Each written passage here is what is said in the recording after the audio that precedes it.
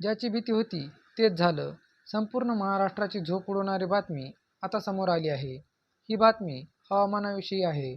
American हवामान विभागाने 6 महिन्यांपूर्वी सांगितलं होतं की एल निनो हा भारतात येणार व दणका देणार, पण तो कदाचित फेब्रुवारी 2027 पर्यंत सक्रिय होईल असं सांगण्यात आलं होतं.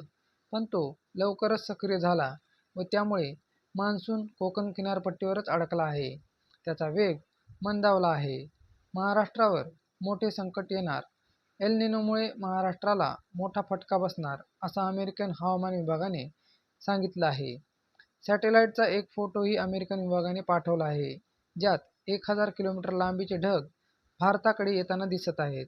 यामुळे चक्रीवादळही येऊ शकते असा दावा अमेरिकन हवामान विभागाने केला आहे.